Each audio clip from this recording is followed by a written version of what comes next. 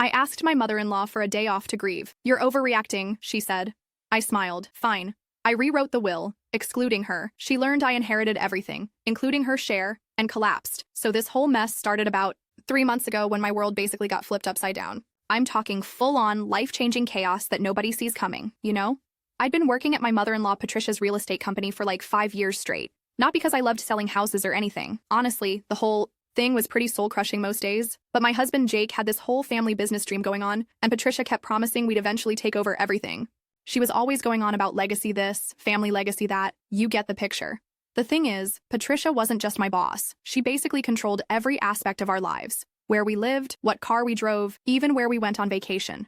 Everything had to get the Patricia stamp of approval first.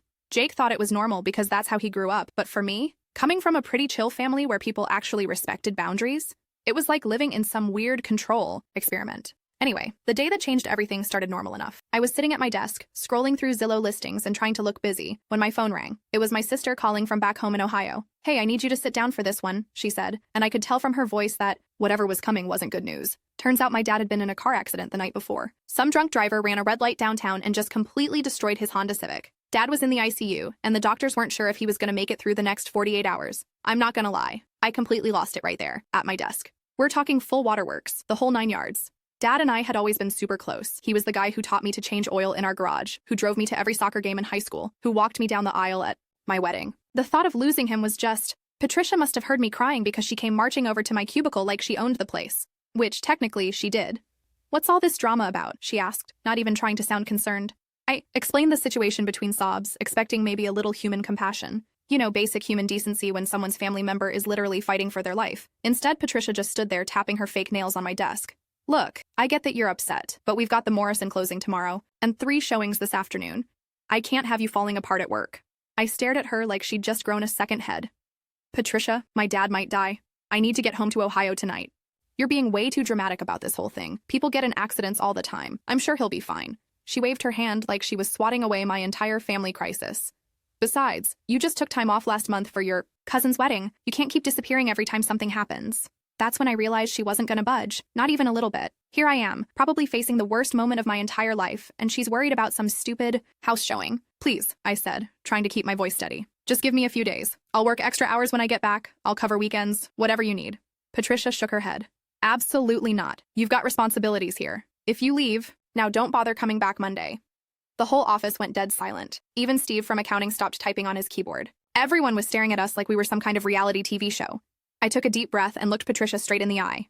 Fine, I said, managing to smile even though I felt like my heart was getting ripped out. I understand completely. She seemed surprised that I gave in so easily. Good. Now clean yourself up and get back to work. The Hendersons are coming at 2. Update. Holy cow, guys. The responses to this are insane. Some of you are asking if I actually stayed at work that day. Keep reading because that's where things get really interesting. Also, several people are asking about my husband's reaction to all this. Let me just say, Jake's response was not what I expected. Should I have seen the red flags earlier? I waited until Patricia walked back to her office, then I grabbed my purse and headed straight for the parking lot. No way was I sticking around to sell houses while my dad was fighting for his life 3 states away. The drive to Ohio was the longest 6 hours of my entire life. I kept calling the hospital every hour, getting updates from my mom and sister. Dad was stable but still unconscious. The doctor said the next day would be crucial. When I finally got to the hospital around midnight, Dad looked so small in that bed. He had tubes everywhere and machines beeping constantly. Mom hadn't left his side since the accident happened. I'm so glad you made it, she whispered, hugging me tight. I wasn't sure you'd be able to get away from work. I didn't tell her about the whole Patricia situation. Mom had enough to worry about without hearing about my job drama. The next morning, something amazing happened. Dad opened his eyes. Not just opened them. He actually recognized us and tried to talk around the breathing tube. The doctor said it was the best possible sign. He was gonna make it. I stayed for 4 more days, helping Mom navigate all the insurance paperwork and making sure Dad had everything he needed. By the time I headed back home, he was sitting up in bed complaining about the hospital food. Classic. Dad. But here's where things get really interesting. While I was gone, I'd been doing some serious thinking about my whole situation.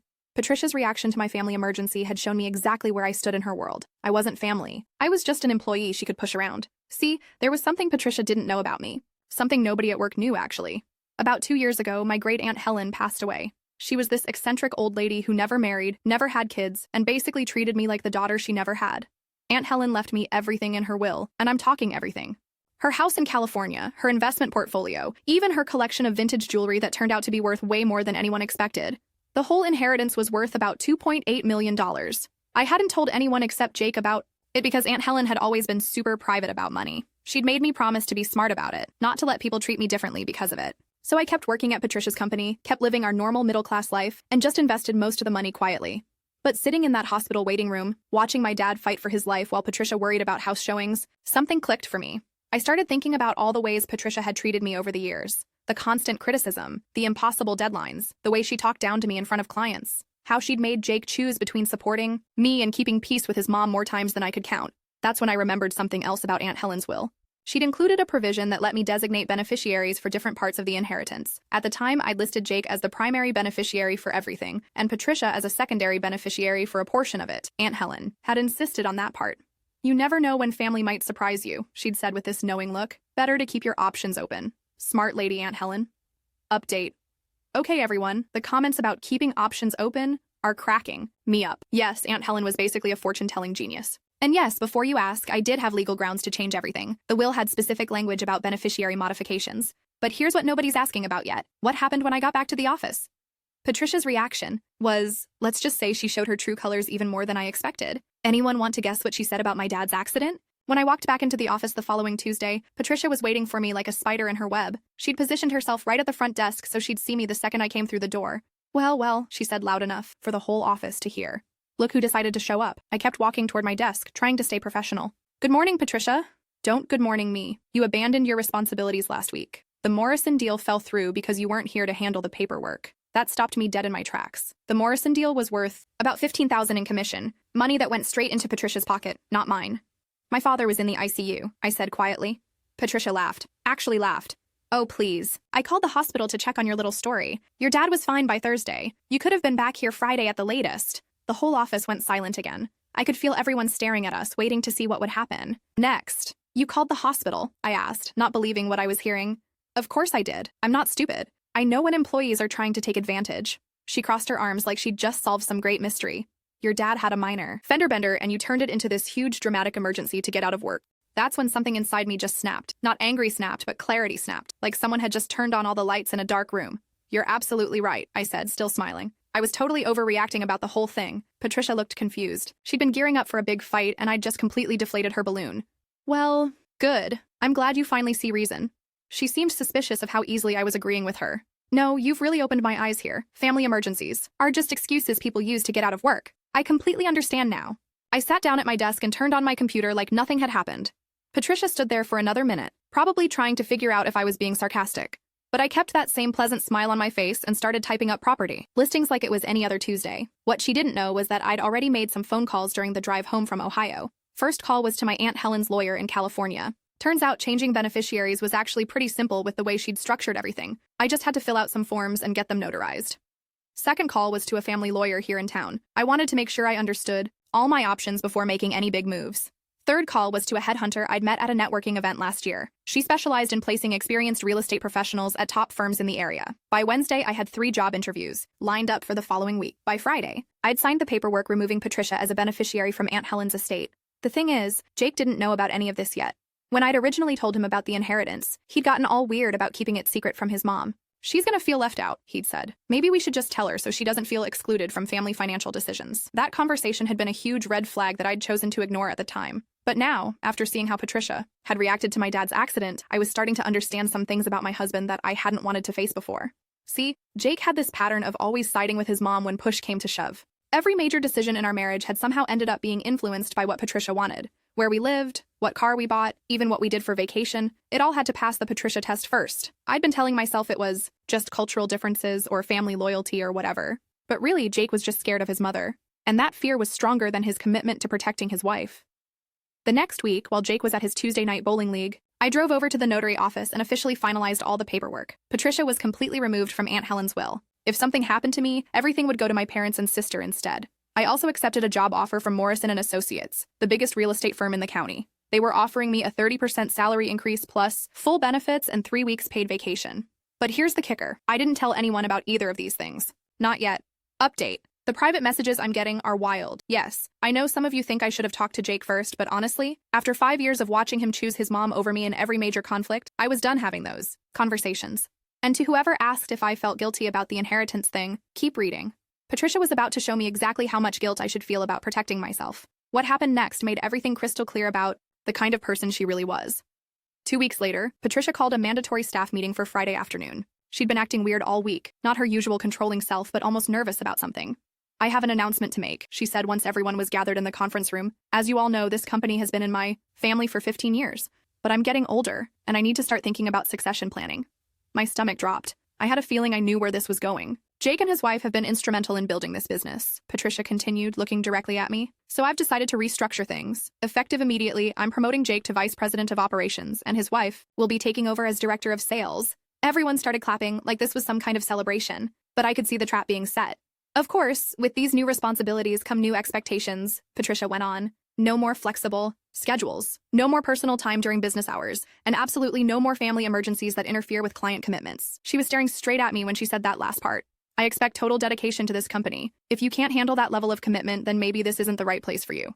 After the meeting, Patricia cornered me in the break room. I hope you understand what a generous opportunity this is, she said. Most people would be grateful for this kind of career advancement.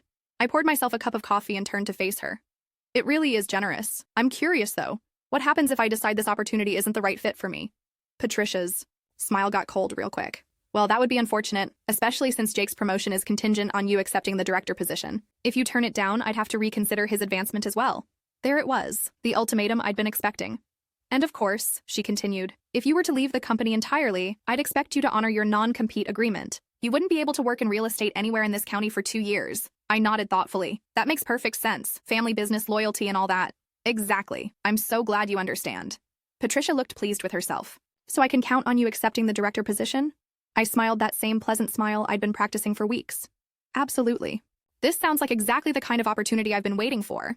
What Patricia didn't know was that I'd already read through my employment contract with a lawyer. The non-compete clause was completely unenforceable because she'd never actually given me access to proprietary client information or trade secrets. I was just a basic sales associate who showed houses and filed paperwork. She also didn't know that I'd already accepted the job at Morrison & Associates and would be starting there the following Monday. But the thing that Patricia really didn't know, the thing that was about to turn her whole world upside down, was what Jake had told me the night before during one of our increasingly rare honest conversations. Mom's been struggling financially, he'd admitted while we were getting ready for bed. The business isn't doing as well as she pretends. She's been counting on your inheritance to help shore things up. I'd stopped brushing my teeth. My inheritance? How does she even know about that? Jake looked guilty. I might have mentioned it a few months ago when she was complaining about money problems. I thought maybe, since you're family now. That's when I realized the whole promotion thing wasn't about recognizing my contributions to the company. Patricia was trying to lock me down legally so she could eventually make a claim on Aunt Helen's money. The director position would probably come with new contracts that gave her more control over my finances. Smart move, Patricia, except for the part where you showed your hand too early. I finished getting ready for bed without saying anything else to Jake. But that night, lying there listening to him snore, I made my final decision about how I wanted to handle this whole situation. Friday afternoon, I typed up my resignation letter. Simple, professional, effective immediately. I planned to email it to Patricia first thing Monday morning, right before I started my new job. But then Patricia decided to push things even further. Saturday morning, she called me at home. Not Jake, me specifically. I've been thinking about our conversation yesterday, she said. I want to make sure you understand how important family loyalty is in this business. Your husband's entire future depends on the decisions you make right now. I was making pancakes for breakfast, just trying to have a peaceful weekend morning. I understand completely, Patricia. Do you? Because I get the feeling you don't appreciate everything I've done for you and Jake over the years, the opportunities I've given you, the way I've treated you like my own daughter. That almost made me laugh out loud. Patricia had never treated me like anything except an employee she could manipulate. You've been very generous, I said, flipping another pancake. I have been, and generosity deserves gratitude. Real gratitude, not just lip service. Her voice was getting that sharp edge it always got when she was about to make threats. I hope you'll remember that when you're making decisions about your future. Oh, I'll definitely remember this conversation, I assured her. Good, because families stick together. And if someone in the family isn't willing to stick together, well, then maybe they're not really family after all. After I hung up, I sat there eating my pancakes and thinking about everything that had led to this moment. 5 years of putting up with Patricia's manipulation. 5 years of watching Jake choose his mother's approval over his wife's happiness. 5 years of being treated like I should be grateful for the privilege of being controlled by someone else. Aunt Helen had been right about keeping my options open. Sunday evening, I made one final phone call to her lawyer in California. I want to add one more modification to the will. I told him. If anything happens to me, I want 50% of the estate to go to a scholarship fund for students who've lost parents in car accidents. That's a beautiful gesture, he said. What about the other 50%? Split it between my parents and my sister. Remove my husband as a beneficiary entirely. There was a pause. Are you sure about this? This is a significant change. I'm absolutely sure. Jake made his choice about family loyalty. Now I'm making mine. Monday morning came, and I woke up feeling lighter than I had in months. I put on my best business suit, kissed Jake goodbye like it was any other day, and drove to Patricia's office one last time. She was already at her desk when I walked in, probably planning more ways to tighten the screws on my new promotion. Good morning, I said cheerfully. I have something for you. I handed her an envelope containing my resignation letter and the keys to my company car. Patricia opened the envelope and read the letter twice before looking up at me. What is this supposed to be?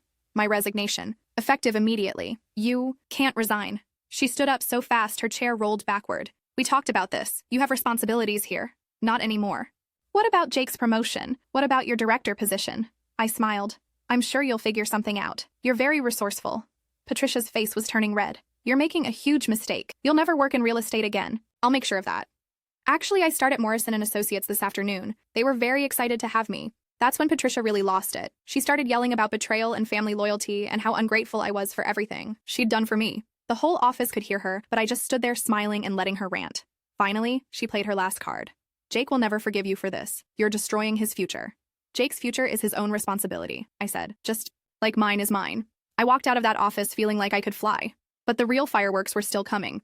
That evening, Jake came home looking like someone had run over his dog. Patricia had called him at work to tell him about my resignation, and she'd apparently spent the entire conversation blaming me for ruining the family business. How could you do this without talking to me first? He asked before I'd even gotten my coat off. The same way you talk to your mother about my inheritance without discussing it with me first. Jake looked genuinely confused. That's completely different, is it? You made a decision that affected my financial future without consulting me. I made a decision that affected my career without consulting you. Sounds pretty similar to me. We argued for about an hour, but it was clear that Jake couldn't see past his mother's version of events. In his mind, I was the villain who'd destroyed the family business for selfish reasons. Mom's talking about selling the company now, he said. She says she can't trust employees who abandon their commitments. Then maybe she should have thought about that before calling my dad's car accident a minor fender bender and threatening my job security. She was just stressed about business stuff. You didn't have to take it so personally. That's when I realized Jake and I were never going to see this situation the same way. He would always prioritize his mother's feelings over his wife's well-being. 2 months later, Patricia made good on her threat to sell the company, except she didn't sell it. She just shut it down entirely when she couldn't find any buyers willing to take on her debts. Turns out the business really had been struggling financially. Jake ended up having to find a new job, and Patricia had to move into a smaller apartment because she couldn't afford her mortgage payments anymore. Around that same time, Patricia found out about the inheritance changes. She'd been calling Aunt Helen's lawyer directly, trying to get information about when she might receive her portion of the estate. That's how she learned that she'd been completely removed as a beneficiary. The phone call I got from Jake that night was intense. Did you really cut my mother out of Aunt Helen's will? Yes. How could you do something like that? She was counting on that money. She was counting on money that was never hers to begin with. But you listed her as a beneficiary before. She had every right to expect. She had no rights to my inheritance, Jake. None at all. Jake was quiet for a long time. Then he said something that made everything crystal clear. I don't know who you are anymore. The woman I married would never have been this cruel to family. You're right, I said. The woman you married would have let herself be walked over for the rest of her life to keep everyone else happy. I'm not that woman anymore. We separated 2 weeks later. The divorce was finalized last month. Jake got the house and his retirement account. I kept Aunt Helen's inheritance and my self-respect. Patricia tried to contest the will changes, but her lawyer explained that I had every legal right to modify beneficiaries as long as the original will holder had included that provision. Which Aunt Helen had, bless her heart. These days, I'm living in a beautiful condo downtown and working at a job where my boss actually respects my time and personal boundaries. When my dad had his follow-up surgery last month, my new company gave me a full week off without making me feel guilty about it. Jake and Patricia are both struggling financially, but honestly, that's not my problem anymore. I learned something important through all of this. Sometimes the people who demand the most loyalty are the ones who deserve it the least. Patricia spent years treating me like I owed her something for the privilege of being controlled by her. Jake spent years choosing his mother's approval over his wife's happiness. They both made their choices. I just finally started making mine. The scholarship fund for students who've lost parents in car accidents has already helped 12 kids pay for college. That makes me happier than any amount of fake family harmony ever could. Sometimes the best revenge is just living well and helping. Other people do the same. And sometimes when people show you who they really are, the kindest thing you can do is believe them.